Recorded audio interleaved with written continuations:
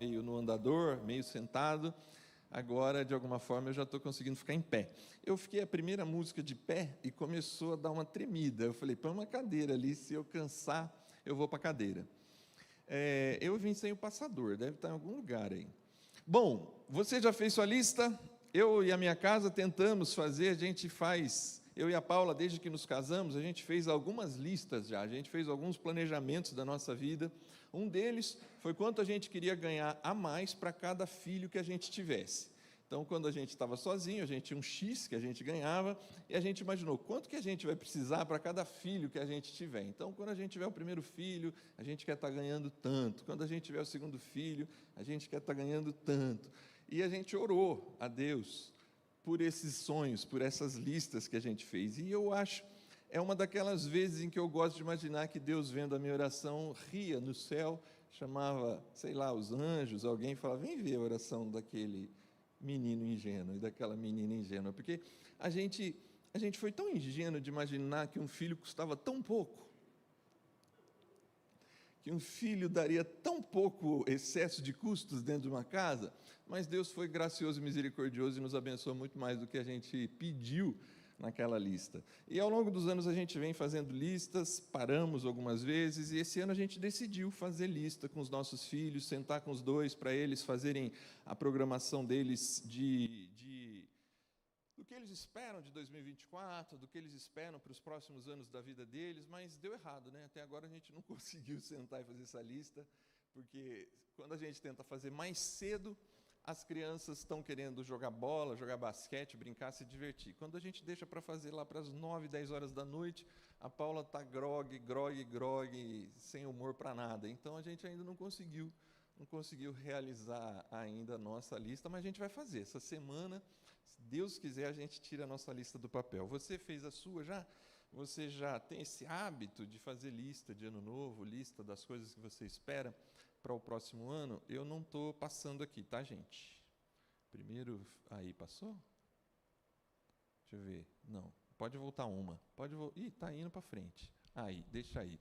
O detalhe é assim, o ano não para, a vida não para, independente das nossas listas, a gente está enfrentando 2 guerras no mundo, no mínimo, a guerra da Ucrânia, a guerra ali na Palestina, entre judeus e o Hamas, a guerra entre russos e ucranianos. Eu me dediquei, por conta das minhas limitações, eu me dediquei a ver uma série sobre a Segunda Guerra Mundial, vale a pena, e eu fiquei meio absorto por essas questões de guerra nos últimos dias. BBB vai começar, acho que segunda-feira. Não estou incentivando ninguém a assistir, mas eu só estou querendo mostrar para você que a vida ela é tão dinâmica, ela é tão corrida, que as coisas não vão parando e a gente vai sendo impactado pelas coisas da vida. A gente tem o meu técnico, o técnico do meu time, está sendo sondado para a seleção brasileira, o que me deixa muito triste, porque eu acho que a gente precisa continuar com o Dorival, né, Rafão? O Dorival Júnior precisa ficar e deixa a CBF se virar, porque a gente não sabe nem quem vai ser presidente da CBF amanhã. E a vida está continuando. Ontem à noite, eu em casa, deitado já na cama com a Paula, e aí a gente vê a morte do Zagallo, e a gente fica um pouco triste como brasileiro por ser esse cara, por ser quem é, um personagem tão simbólico do esporte nacional, do futebol nacional, mundial, que deixou a gente nessa sexta-feira. A vida não para, e essas coisas que não param, elas servem meio como uma cortina de fumaça para tudo que você vai planejar. Porque, de repente, você vai planejar, por exemplo, só para dar um exemplo das coisas que estão aí, você vai planejar se dedicar mais tempo para a sua família, dedicar mais tempo para os seus filhos, dedicar mais tempo para a sua saúde emocional, dedicar mais tempo para você cuidar de você de verdade, para você estabelecer relações mais sustentáveis, confiáveis, mas aí, de repente, porque essa cortina de fumaça vai invadindo a nossa rotina, segunda-feira você está na frente de uma tela de televisão e você vai ficar 3 meses acompanhando o BBB, perdendo seu tempo que você poderia estar conversando, criando relacionamentos mais sólidos, mais consistentes, e na frente de uma TV acompanhando 20, 30 pessoas para saber quem vai ganhar um prêmio e ver eles brigarem, porque o que tem graça em reality show é ver o pessoal brigar. Nada contra, nada contra, mas eu só estou querendo te mostrar o fato de que, de repente, você faz um plano e a cortina de fumaça do nosso tempo ela é tão intensa, os jogos da seleção brasileira, as 2 guerras, as preocupações todas, aí vocês têm as preocupações com a família, as preocupações com a sua saúde, as preocupações com o seu trabalho, as preocupações devocionais, de você se tornar uma pessoa mais próxima de Jesus, e tudo isso vai sendo anuviado, tudo isso vai sendo confundido com o nosso tempo e com a loucura que é o nosso tempo. Dentre tantas coisas, eu queria destacar, agora sim, se puder passar, não está indo aqui ainda, viu, gente? Esse cara, o Zagallo. O Zagallo, coincidentemente, ele vem como uma referência daquilo que a gente vai falar na abertura dessa série, porque o Zagallo é uma dessas pessoas que eu acho que a gente pode dizer que a história dele fala muito sobre quem ele é. O Zagallo é o único campeão 4 vezes da Copa do Mundo da FIFA. Ninguém no mundo tem esse título. Ele ganhou 2 Copas do Mundo como jogador e ganhou 2 Copas do Mundo na equipe da comissão técnica, a de 70 e a de 94, além de ter ganhado 58 e 62 como jogador.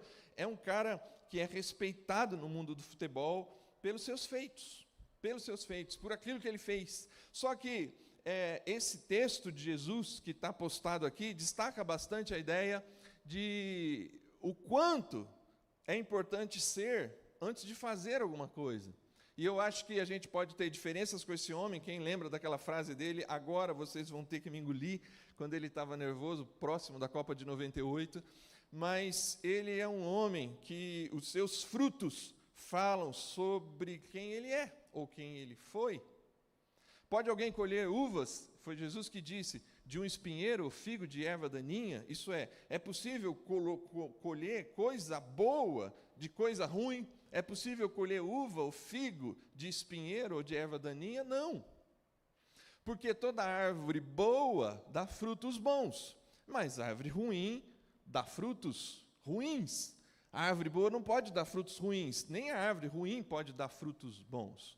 Toda árvore que não produz bons frutos é cortada e lançada no fogo. Assim, pelos seus frutos vocês reconhecem as pessoas. É muito interessante que a gente vai falar de checklist e a gente quer falar de um checklist diferente, não do que você vai fazer ou ter em 2024, não da dieta que você vai fazer, ou da casa que você quer comprar, ou da viagem que você quer fazer, mas de coisas que você possa ser. E essa frase, essa estrutura de texto de Jesus, juntamente com esse homem, para mim fala muita coisa, porque os frutos desse homem falam sobre quem ele foi ao longo da sua vida.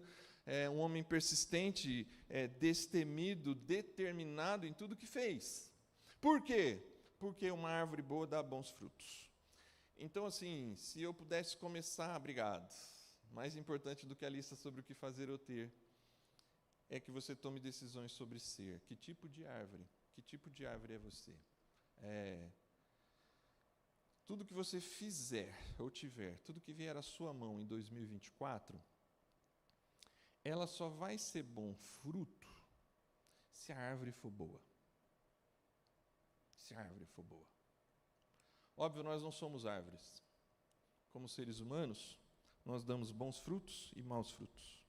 O que Jesus está dizendo não é dizendo que tem algumas pessoas que são boas e por isso dão os bons frutos, e outras pessoas que são más e dão maus frutos.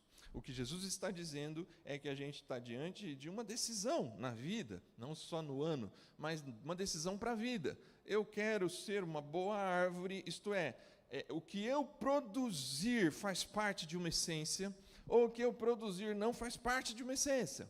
Porque as mesmas coisas no mundo, elas podem ter um efeito diferente. Isto é, você pode conquistar grandes coisas, mas se a essência é ruim, essas grandes coisas, de alguma forma, em algum momento, vão te fazer mal. Uma promoção na empresa. Uma promoção na empresa que é algo, assim, olhando num primeiro momento muito bom, um cargo melhor, um salário melhor, mas se a essência é ruim, de alguma forma, se a essência é ruim, esse fruto vai ser ruim. Se a essência é boa, esse fruto vai ser bom.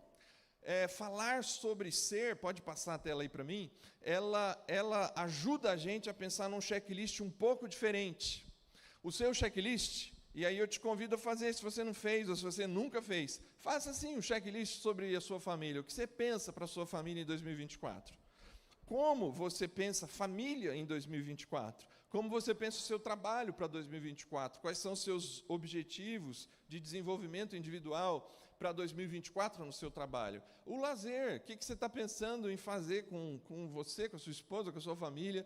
Uma viagem, alguma coisa legal para vocês? O bem-estar físico. Cuidar do corpo, cuidar da mente, faça uma lista. Ponha na lista e tente cumprir da melhor maneira possível. Vida devocional.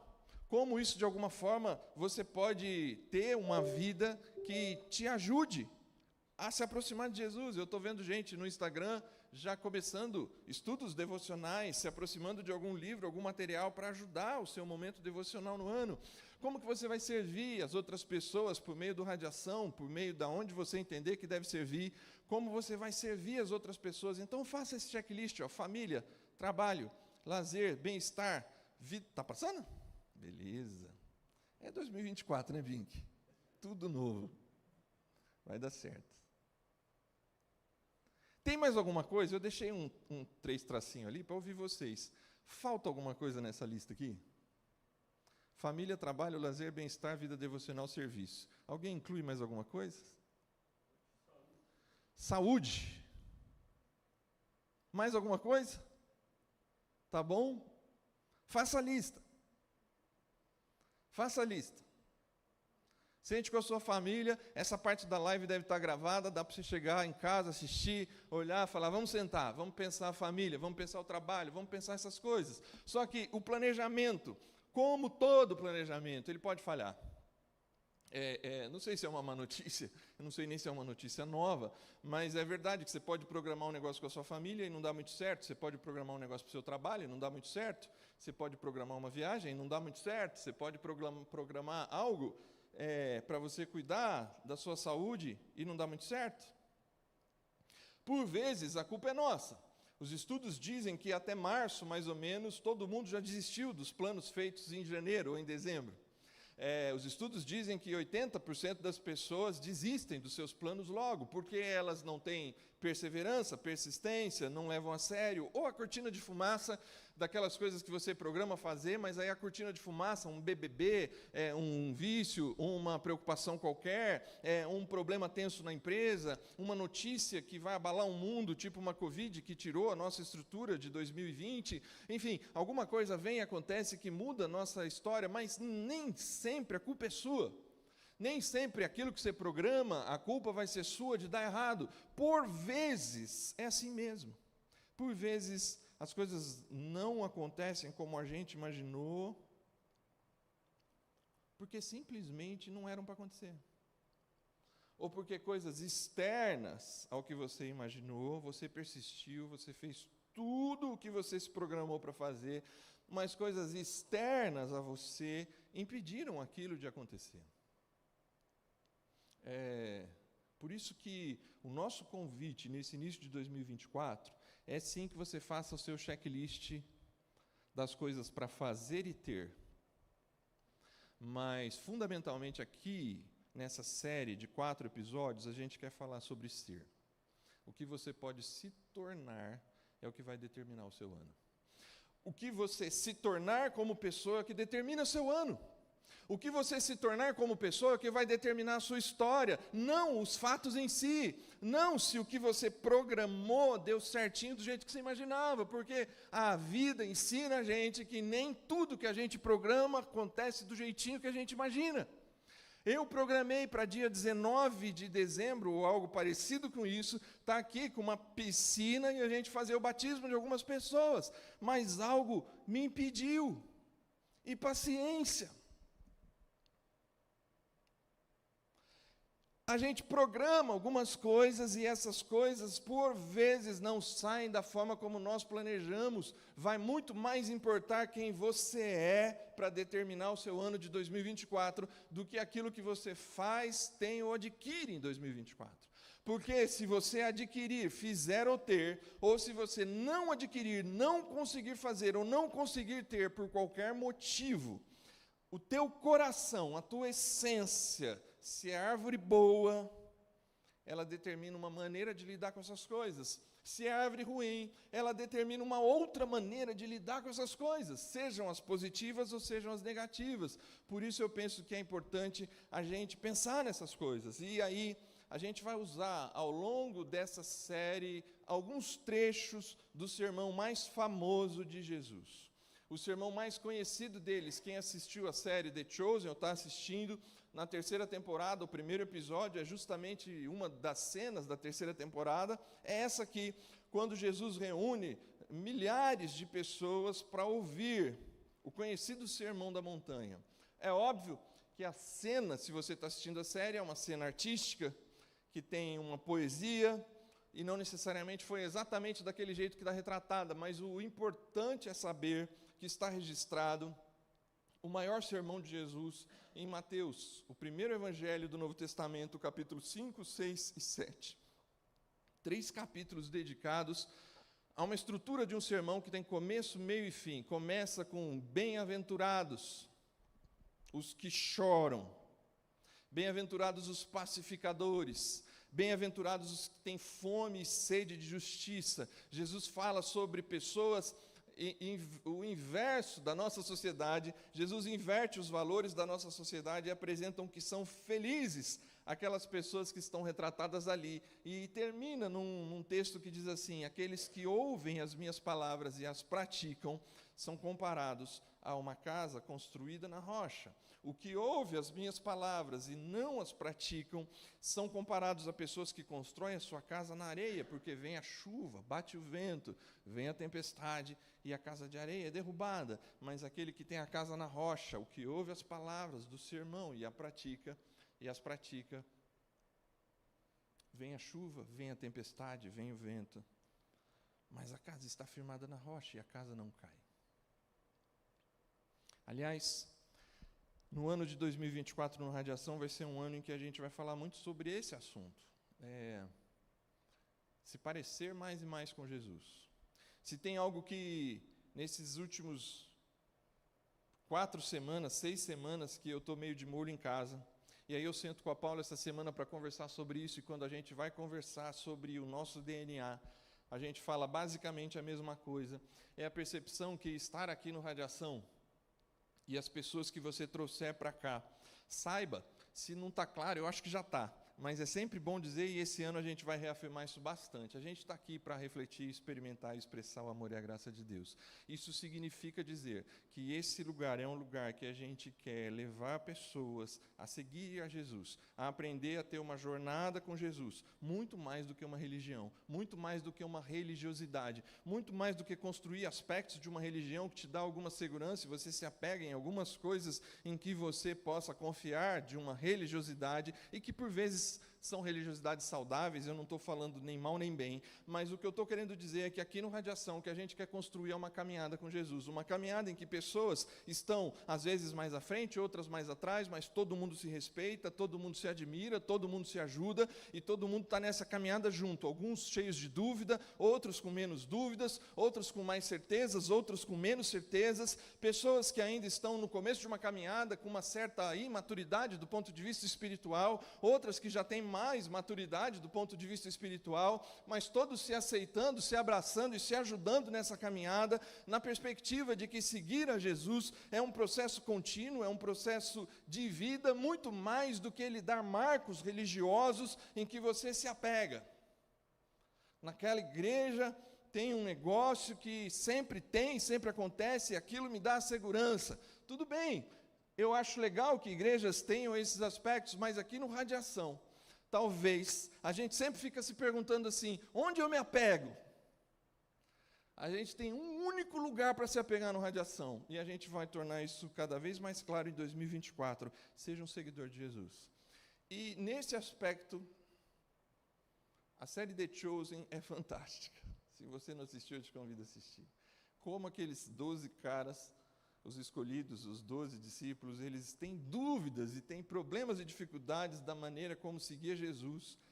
e Jesus vai lidando com cada um no seu tempo, sem muita pressa, sem muito esforço de torná-los todos uniformes, iguaizinhos, pensando igual, agindo igual, sendo iguais, porque Jesus ama a diversidade daqueles homens, daquelas mulheres. E nesse aspecto, eu e a Paula, a gente também conversando, falou, gente, como esses discípulos de Jesus se parecem com radiação. A gente, às vezes, se sente um pouco perdido nessa caminhada com Jesus, porque, na verdade, uma caminhada com Jesus é uma caminhada, ela não é exatamente uma corrida de 100 metros.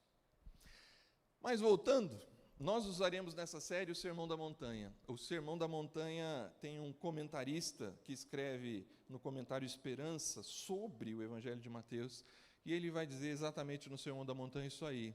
O Sermão da Montanha ele expõe diante dos olhos de todos os discípulos e, por extensão também, diante da comunidade de Jesus na terra, os princípios pelos quais precisa guiar-se a nova vida de fé.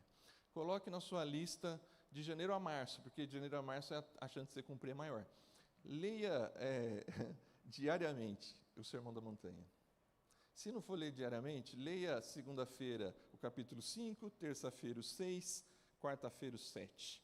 Aí na quinta-feira você volta no 5, na sexta no 6 e no sábado no 7. Leia com frequência, decore trechos, pense em aspectos importantes que você precisa apontar para a sua própria vida, para o seu estilo de vida, a partir do Sermão da Montanha. Faça do Sermão da Montanha a sua companhia nesse início de ano. A gente não vai fazer isso sistematicamente aqui em Mateus 5, 6 e 7, mas eu te convido a fazer isso. Por quê? Porque parece que Jesus aponta nesse sermão, e para mim esse é o centro do Sermão da Montanha, portanto não se preocupem dizendo o que vamos comer, o que vamos beber, o que vamos vestir. Para trazer para a nossa série, portanto não se preocupe excessivamente com a sua lista do que você vai fazer ou ter em 2024. Quem se preocupa exageradamente com isso são os não seguidores de Jesus, pessoas que não têm Jesus como centro da sua vida. Mas o Pai Celestial sabe que vocês precisam daquilo que vocês estão planejando para ter, fazer e adquirir em 2024. Saiba que o Pai e Jesus sabem que aquela viagem, aquela promoção, a saúde física, a saúde emocional, as preocupações com a família, as preocupações com o trabalho, Ele sabe que essas coisas são importantes. Busquem, portanto, em primeiro lugar o reino de Deus e a sua justiça. E essas coisas, elas vão ser acrescentadas. É tão simples e tão difícil. Essa série, geralmente a série do início do ano é uma série motivacional, e ela é. A ideia é te motivar a ser mais do que ter o fazer. Mas é tão simples e tão difícil porque é provável que você seja engolido pela cortina de fumaça do nosso tempo e é provável que você seja engolido pelas coisas boas e pelas coisas ruins que venham a te acontecer no ano. Mas o que Jesus está dizendo no centro do Sermão da Montanha é mais ou menos assim: pare de se preocupar excessivamente com o que você vai comer, o que você vai beber, o que vai acontecer amanhã. Concentre a sua existência em buscar o reino de Deus e a sua justiça. Concentre a sua existência em se tornar uma pessoa em que o estilo de vida de Jesus faça sentido para você, e essas coisas, planeje, faça a sua lista, e elas vão ser acrescentadas na sua existência. Portanto, não se preocupem excessivamente com 2024, pois o amanhã trará as suas próprias preocupações. Basta cada ano, basta cada dia o seu próprio mal. Isso está no centro do Sermão da Montanha. Então, de alguma forma, eu quero te convidar, se você vir ou não vir os 4 sábados desse ano, nos 4 episódios dessa série.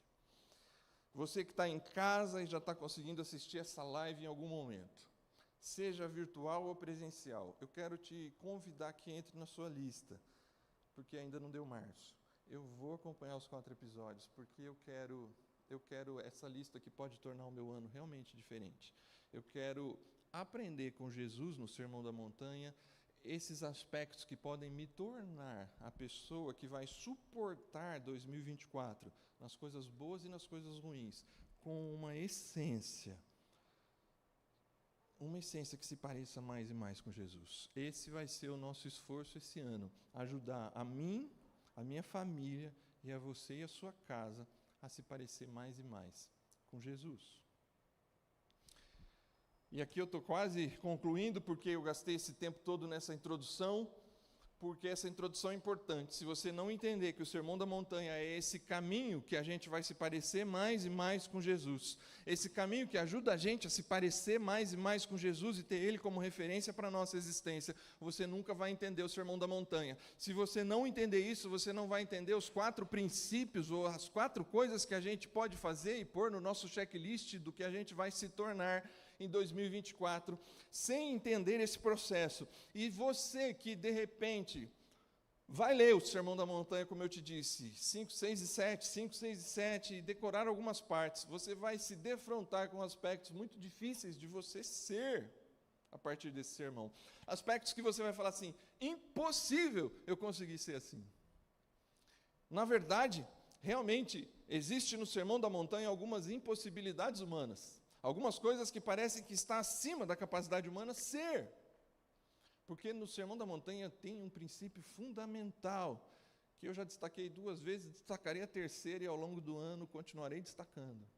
O que Jesus está dizendo ao longo de todo o sermão é assim: eu sou assim, Jesus dizendo, eu quero que vocês mirem isso na vida de vocês. Mas vocês não conseguirão ser o que diz o Sermão da Montanha, o guia para a nova vida em Jesus, se Jesus não for o centro da existência, se o reino de Deus e a sua justiça não fizer parte daquilo que a gente quer se tornar de verdade. Você não será o que o Sermão da Montanha oferece por seu próprio esforço. O Sermão da Montanha é um guia que te leva a Jesus. Então vamos ao primeiro item, para começar bem, para te deixar desconfortável, para atrapalhar o nosso início de ano. Eu vou me tornar perdoador. Está presente no Sermão da Montanha, um dos aspectos repetidos em alguns desses capítulos, se você ler, você vai ver, é a importância de aprender a perdoar, a importância de se sentir perdoado e a importância de viver uma vida em que o perdão faz parte da nossa estrutura essencial, em que a mágoa, a raiz de amargura, as coisas que nos trazem dor, que as pessoas nos fazem, não sejam suficientes para destruir a nossa existência e o nosso ano. Se tem um aspecto, talvez, dos mais fundamentais nesse checklist de 2024, é se tornar uma pessoa perdoadora, e para isso eu vou usar a oração de Jesus presente nesse sermão. Jesus diz assim, quando vocês forem orar, digam, e você conhece essa oração desde a sua infância, ou pelo menos a maioria de nós conhece. Pai nosso que estás nos céus, santificado seja o teu nome. Venha o teu reino, seja feita a tua vontade, assim na terra como no céu. Dá-nos hoje o nosso pão de cada dia. Perdoa as nossas dívidas, assim como nós perdoamos aos nossos devedores. E não nos deixes cair em tentação, mas livra-nos do mal, porque teu é o reino, o poder e a glória para sempre. Amém. Interessante perceber que nesse evangelho, nesse sermão, a oração do Pai Nosso, ela vai ser comentada por Jesus ao final da oração. E comentada por Jesus, pelo menos no Evangelho de Mateus, não é assim em Marcos, não é assim em Lucas, mas no Evangelho de Mateus, dentro do Sermão da Montanha, o comentário que Jesus faz sobre a oração do Pai Nosso está talvez no centro da oração do Pai Nosso, de onde ela gira. Ela gira no aspecto de aprender a ser, se sentir perdoado e ser alguém perdoador. Porque ele diz assim, pois, olha só, veio a oração toda, a oração começa lá com santificado seja o teu nome, a oração tem para a gente pedir o nosso pão de cada dia, a oração tem preocupação para a gente não cair no mal, a oração declara o poder e a glória de Jesus e do seu reino, mas quando Jesus comenta, ele diz assim, pois, se vocês perdoarem a ofensa uns dos outros, o Pai Celestial também lhes perdoará. Mas se não perdoarem uns aos outros, o Pai Celestial não lhes perdoará as ofensas. Parece que dizer santificado seja o teu nome, com um coração sem perdão não faz sentido. Parece que você dizer mais ou menos assim, seja feita a tua vontade na terra, como ela é feita no céu, sem um coração perdoador não faz sentido. Parece que quando você pede, dá-nos o pão de cada dia, sem um coração perdoador não faz sentido. Parece que quando você diz, livra-me do mal, sem um coração perdoador parece não fazer sentido. Parece que quando você diz assim, teu é o reino, tu é a glória, teu é o poder, parece que quando você canta bonito, parece que quando você chora diante de Deus, parece que quando você vai à igreja, parece que quando você dá esmola aos pobres, parece que quando você faz o bem para as pessoas, parece que quando você é uma pessoa trabalhadora e honesta, parece que quando tudo isso acontece na vida de um ser humano, mas não há nele um coração perdoador, para Jesus, dentro desse sermão, parece que as coisas não fazem sentido, porque se a gente não perdoa, é só ler o contrário. Pois se vocês não perdoarem as ofensas uns dos outros, o Pai Celestial também não perdoa vocês, porque Ele é mau, porque Ele é um adolescente mimado, que se a gente dá um tapa, recebe outro tapa. Não. Porque parece não fazer sentido o perdão recebido de Deus para quem não se sente perdoado e não aprende a perdoar. O perdão de Deus é disponível a todos nós. Mas parece que esse perdão é nulo. Ele é anulado pela sua falta de capacidade de perdoar. Então, se tem algo que eu gostaria de te incentivar, que entrasse na sua lista daquilo que você vai se tornar em 2024, que eu vou me tornar em 2024, que a gente como comunidade vai valorizar em 2024, no nosso checklist de 2024, a gente precisa aprender a ser perdoador. Gente, a falta de perdão te mantém preso no passado. A falta de perdão te segura no passado. A falta de perdão traz ao seu coração sempre a lembrança de algo que foi feito para você ou de algo que te magoou, e isso está geralmente no passado. É bem verdade que algumas dessas mágoas e tristezas nos acompanham até os dias presentes, mas de alguma forma aquilo aconteceu em um passado próximo ou distante, e a falta de perdão sempre te leva para aquele lugar. A falta de perdão te volta para aquele lugar, uma discussão que você teve com alguém por conta de algo da sua família, algo dos seus amigos, algo na sua empresa, alguém que te tirou do sério, alguém que te magoou profundamente quando falou alguma coisa que mexeu com o profundo do seu ser e te magoou, e te machucou, e te feriu. Se alguma forma você fica lá, isso te segura no passado. Ser perdoador envolve conjugar esses dois verbos, ou escolher qual verbo segurar, qual verbo conjugar, segurar ou seguir. Porque ao mesmo tempo que a falta de perdão te segura no passado, tornar-se perdoador vai fazer você seguir em frente. Se perdoarem as ofensas e as dívidas uns dos outros, o Pai te perdoa. E a vida segue. Não seja simplista. Não seja literal a ponto de entender errado o que Jesus está propondo como algo importante, ser uma pessoa perdoadora.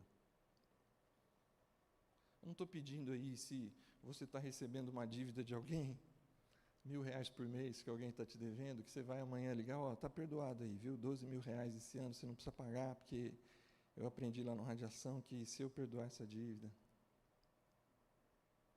Não seja simplista.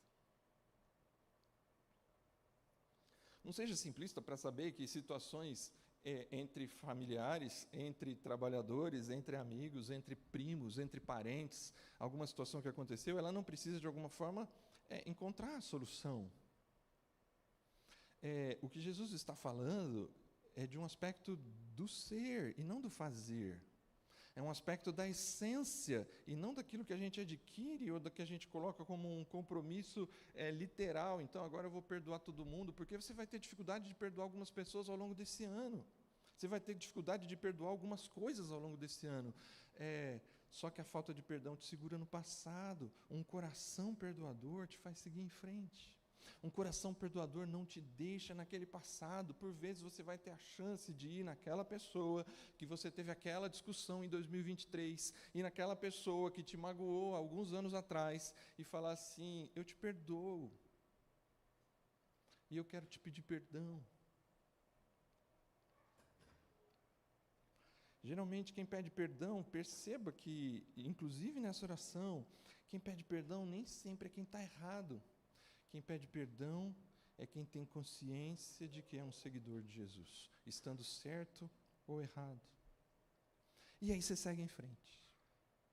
Gente, eu concluo aqui, o perdão é a chave para um ano realmente diferente.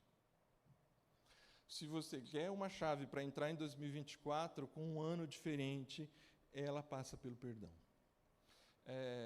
Eu não sei quantas pessoas ficam desconfortáveis com essa reflexão, mas de alguma forma eu queria sugerir para você perdoar. Perdoar. Mesmo que você seja o ofendido. Perdoar.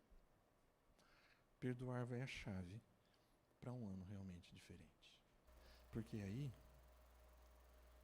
quando as coisas derem certo em 2024, você não vai usar isso para jogar na cara como uma vingança de quem te fez mal. Porque aquilo que era para ser um bom fruto se torna um mau fruto. Porque a essência, a árvore é má. Se a árvore é má, o fruto é mau. Quando as coisas derem errado,